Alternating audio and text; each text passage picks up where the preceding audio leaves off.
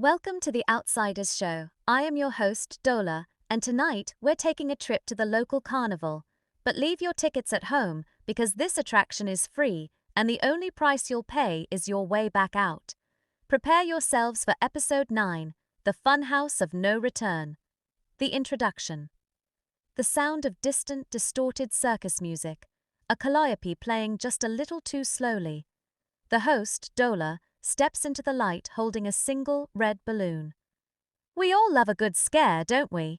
The flashing lights, the crooked mirrors, the thrill of getting lost in a maze.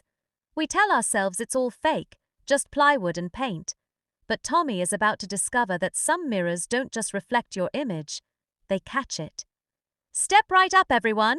The show is about to begin! But be careful where you turn. In the funhouse, the exit is just another illusion.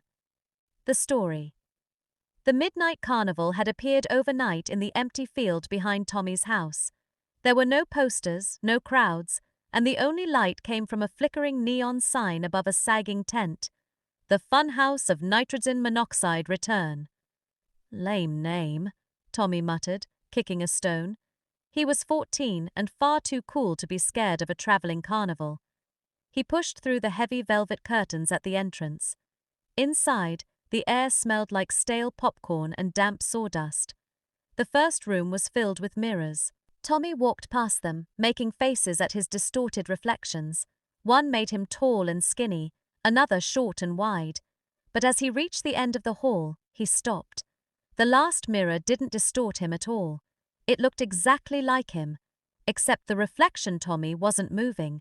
It was standing perfectly still, staring at him with a wide, toothy grin that Tommy wasn't making. Tommy backed away, his heart thumping. Just a trick, he whispered. He ran into the next room, the Hall of Statues. Dozens of wax figures stood in frozen poses, a clown, a ringmaster, a little girl holding a lollipop. They looked incredibly real, too real. Tommy noticed the wax girl was wearing a digital watch, and the numbers were still ticking. Suddenly, the floor beneath him began to rotate. The lights turned a deep, bruising purple. "Exit! I need the exit!" Tommy shouted. He saw a door marked "Way Out" and lunged for it. He burst through, only to find himself back in the mirror room. But it was different now. The mirrors weren't showing his reflection anymore. They were showing his bedroom. He saw his bed, his posters, his mum calling his name from the hallway. He pounded on the glass, but it was cold and thick.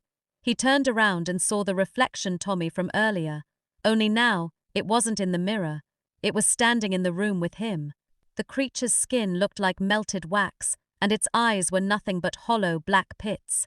"My turn to go home," the creature rasped. It stepped toward the mirror, passing through the glass as easily as smoke. Tommy watched in horror as the monster sat on his bed, picked up his game controller, and looked back at the glass with that same terrible grin.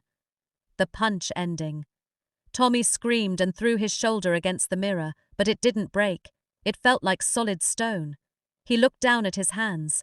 They were turning a pale yellowish white.